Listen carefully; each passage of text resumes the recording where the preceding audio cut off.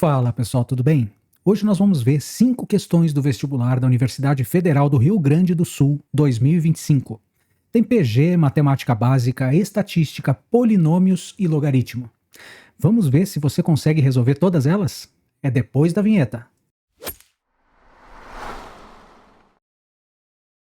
A questão número 61 pergunta o valor da expressão a mais a sobre 4 mais a sobre 16 mais 3 pontinhos para a igual a 15. Então ele está pedindo para você somar 15 com 15 sobre 4, com 15 sobre 16, com 15 sobre 64 e assim por diante. Numa PG, você já percebeu que é uma PG? Eu estou multiplicando cada termo aqui por um mesmo número. Se eu dividir por 4 é a mesma coisa que multiplicar por 1/4. Então 15 vezes 1/4 dá 15 sobre 4. Vezes 1/4 de novo, eu vou ter 15 sobre 4 vezes 1 sobre 4, 4 vezes 4 embaixo vai dar 16. E assim por diante. Portanto, eu tenho uma PG infinita, veja que tem os 3 pontinhos no final, com o primeiro termo 15 e razão igual a 1/4. E a soma da PG infinita é a fórmula mais simples de todas as somas, né? A soma da PG infinita é simplesmente A1 sobre 1 menos a razão. Portanto, basta você fazer 15, que é o primeiro termo, dividido por 1 menos 1 sobre 4, que é a razão. Vai ficar 15 dividido por embaixo. Tira o mínimo, né? O mínimo entre 1 e 4 é 4. 4 por 1 dá 4, vezes 1 dá 4. 4 por 4 dá 1, vezes 1 dá 1. Portanto, isso vai ficar 15 dividido por 3/4. E para você dividir frações, você mantém a primeira fração, que é 15 sobre 1, que não aparece nada embaixo do 15, e multiplica pela segunda invertida, 4 sobre 3. Posso simplificar esse 15 com esse 3, vai ficar 1 e 5, e portanto a soma infinita vai ficar 5 vezes 4, 20. Bom, gente, quando você tem uma soma como essa, se você quiser, você pode até começar a ter uma ideia do resultado fazendo o valor de cada um dos termos, né? 15 sobre 4, você vai dividir 15 por 4, vai dar 3,75, se não me engano. 7,5 dividido por 2, é isso aí. Então, 15 mais 3,75, mais um número que é um pouquinho menor do que 1, vai dar mais 4,75. Você pode perceber que esses números vão ficando cada vez menores. 15 mais 4, que é a soma desses dois aqui, já vai dar 19 e alguma coisa, certo? 19,75. E aí você vai se aproximando muito do número 20. Mas eu gostaria realmente que você conseguisse fazer por PG, tá? Então, por PG, você consegue chegar na resposta exata, que é 20. Vamos para a próxima, então? A questão número 62 diz o seguinte: considere as seguintes afirmações sobre números e suas operações. E aí ele faz várias afirmativas, pensando aí na matemática básica, tá? A soma de dois números naturais consecutivos é sempre um número ímpar. Bom, aqui eu gostaria que você notasse que se eu pegar um número par e somar com um número par, eu sempre vou ter como resultado um número par. Concorda? Por exemplo, 2 mais 4 vai dar 6. 2 é par, 4 é par, 6 é par também. Quando você pega um número par e você soma com um número ímpar, isso vale também para se você somar um ímpar com par, é claro. É só trocar a ordem dos dois, né? Par mais ímpar ou ímpar mais par, você vai ter sempre como resultado um número ímpar. Concorda comigo? Imagine, por exemplo, um número par 2 somado com um número ímpar 3. 2 mais 3 vai dar 5, que é um número ímpar. Tá? E quando você somar dois números ímpares, então ímpar mais ímpar, o que vai dar? Pensa, né? 3 mais 5. 3 mais 5 dá 8. Então o ímpar desse com o ímpar desse junto e vira um par, certo? Então ímpar mais ímpar vai dar sempre um resultado que é um número par. Agora veja, a soma de dois números naturais consecutivos. Consecutivos é assim, ó, 2 mais 3, 3 mais 4, 4 mais 5. Então dois números que são um depois do outro, certo? Perceba que se um deles for par, o outro vai ser ímpar. Agora, se o primeiro é ímpar, o outro é par. Sempre eu vou ter um número par mais um número ímpar. Em qualquer ordem, né? Pode ser par mais ímpar ou ímpar mais par, dependendo do primeiro que você escolha. E par mais ímpar sempre vai dar um número ímpar. Portanto, não tem o que dar errado nessa afirmativa. A soma de dois números naturais consecutivos, então se eles são consecutivos, um deles vai ser par, o outro vai ser ímpar. E sempre que eu somar dois números naturais consecutivos, um par e um ímpar, sempre vai dar um número ímpar. Portanto, é verdadeira a primeira afirmativa. Agora veja, a soma de dois números irracionais é sempre um número irracional. A gente tende a pensar que é verdadeiro, porque se eu somar, por exemplo, raiz de 2, que é um número irracional, né, com raiz de 3, que é outro número irracional, aí você vai ter um número irracional, raiz de 2 mais raiz de 3, concorda? Agora pense no que pode dar errado. Se eu pegar, por exemplo, um número como raiz de 2 e somar com outro número irracional menos raiz de 2, que é um número irracional, porque ele não pode ser representado na forma de uma fração de dois números inteiros, tá? Então, um número irracional somado com outro número irracional negativo exatamente igual ao primeiro, o que vai dar se você somar esses dois? Você vai ter raiz de 2 menos raiz de 2, que vai dar 0. E 0 é 0 sobre 1, por exemplo, né? É um número racional, porque é a divisão de dois números inteiros. 0 é um número racional, ele é um número inteiro, ele é um número natural e ele é um número racional também. Portanto, é sempre um número irracional, o problema é esse sempre, né? Normalmente é, mas ele não precisa ser um número irracional. Basta que a parte irracional de um número corte com a parte irracional do outro número. Então, irracional com irracional, os dois com sinais trocados, vai dar um número racional. E, portanto, é falso dizer que é sempre um número irracional. Na outra, se A é maior do que 1, então A, essa basezinha aqui que está elevado ao número n, é maior do que 1. Então, para qualquer valor inteiro de n, para qualquer que seja o n, 0 é menor do que 1 sobre A elevado a n, que é menor do que 1. Ou seja, 1 sobre A elevado a n é um número entre 0 e 1. Vamos testar alguns valores e a gente vai tentar descobrir se tem algum caso onde não vale isso daqui, tá? Vamos imaginar, por exemplo, se A é maior do que 1, vamos pegar um A igual a 2, por exemplo. Se A for igual a 2, para qualquer valor inteiro de n, 0 é menor do que 1 sobre 2 elevado a n, que é menor do que 1. Será que é verdade isso? Olha só, para qualquer valor inteiro de n. Se a gente pensar, por exemplo, num valor inteiro de n igual a 0, por exemplo. 1 sobre 2 elevado a 0. 1 sobre 2 na 0 é 1 sobre 1, que é 1. Opa, peraí.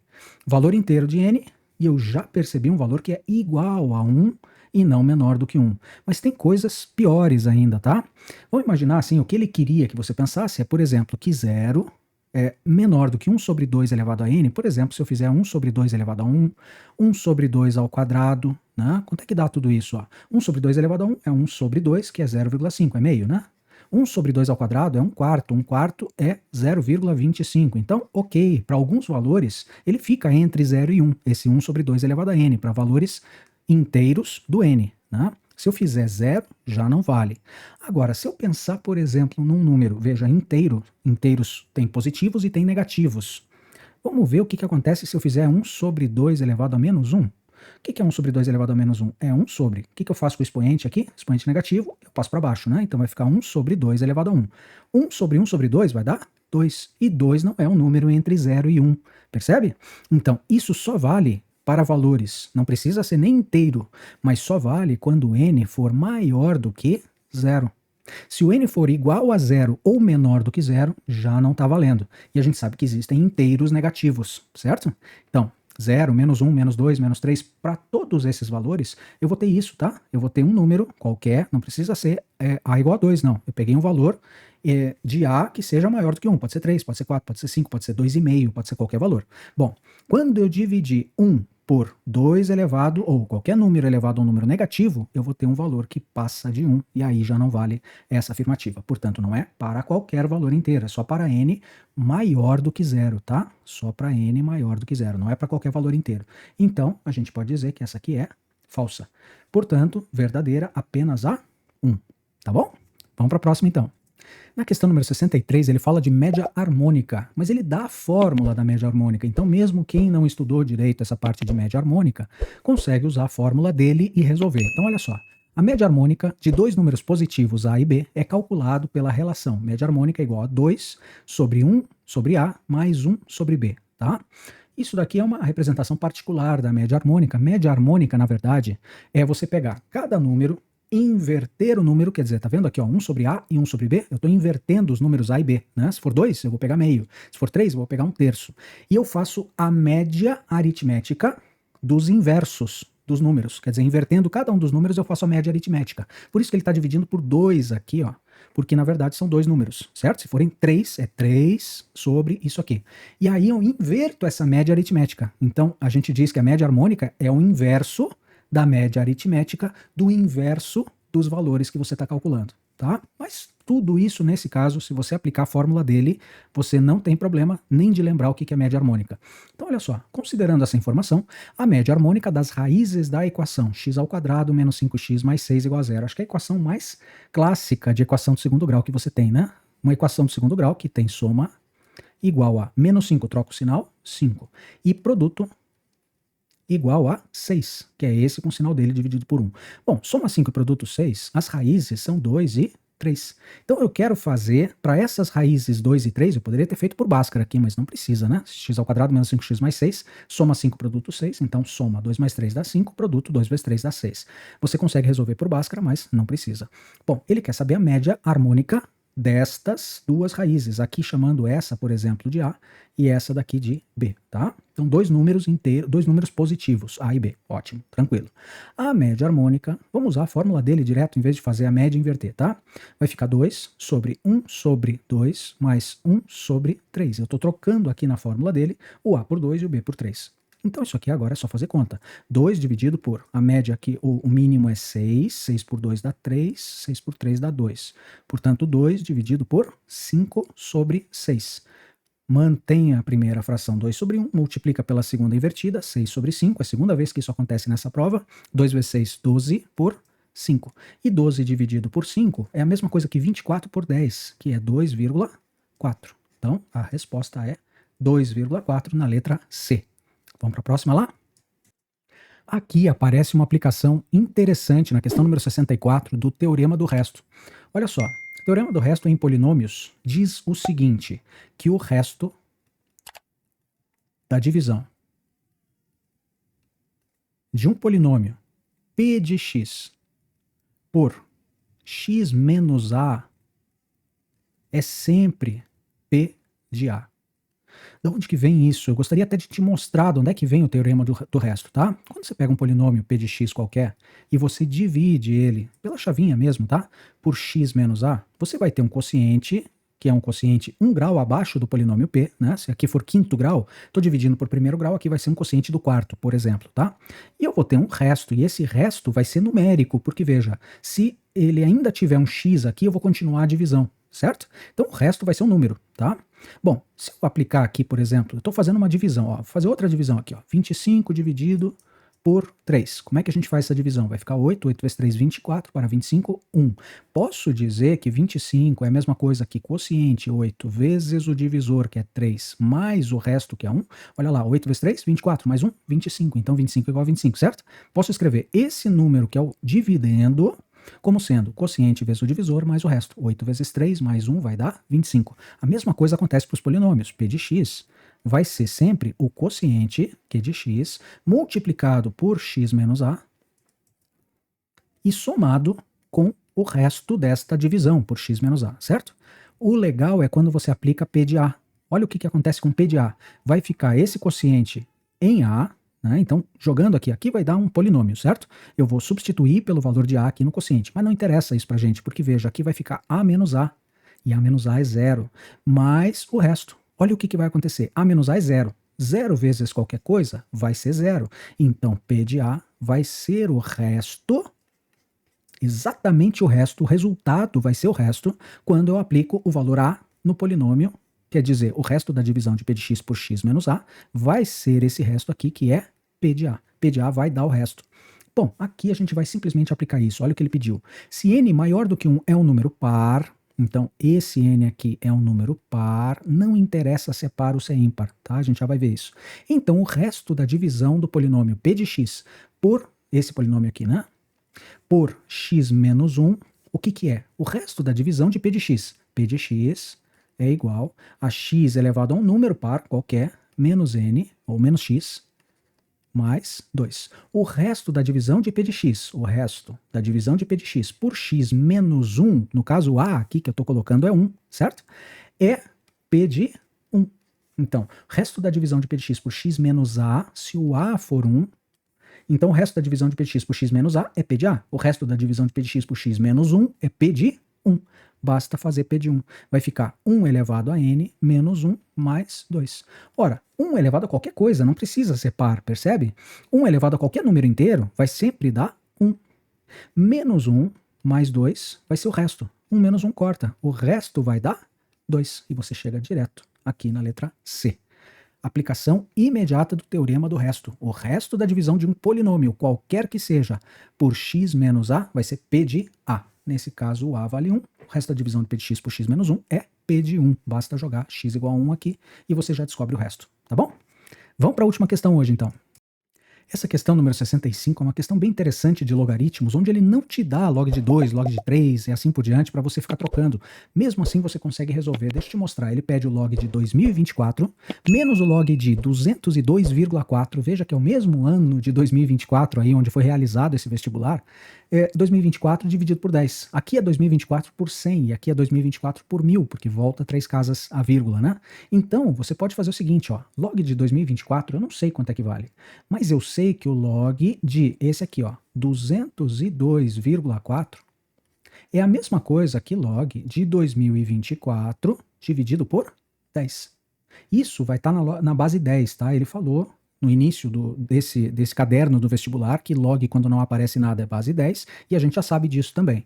Bom, só que log de 2024 sobre 10, aqui vem o log do quociente, né? Quando eu tenho uma divisão dentro do logaritmo, eu posso fazer o logaritmo do primeiro, que é 2024, menos o logaritmo do segundo, que é 10. Então, eu transformo o log de A sobre B em log de A menos log de B. A gente já viu isso várias vezes em questões de logaritmos. Mas o log de 10, quanto é que vale o log de 10 na base 10? 10 elevado a quanto que dá 10? Isso aqui vai valer 1, certo? Então, o log de 202,4 é o log de 2024 menos 1. Só lembre que esse menos 1 não está dentro do logaritmo, tá? Quem está dentro do logaritmo é 2024. Menos 1 a gente vai subtrair depois. Bom, o log de 20,24 é a mesma coisa. É log de 2024 dividido por 100. E a gente pode dizer que é o log de 2024 menos o log de 100. E aí a gente vai fazer log de 2024 menos 10 elevado a quanto que dá 100? 10 ao quadrado, certo? 10 elevado a 2 vai dar 100. 10 vezes 10 é 100. 10 ao quadrado dá 100. Portanto, esse log de 100 vale 2. Então, isso aqui vai ficar menos 2. E o log, o último que aparece lá, de 2,024, é a mesma coisa que log de 2024 dividido por 1000, que é o log de 2024 menos o log de 1000.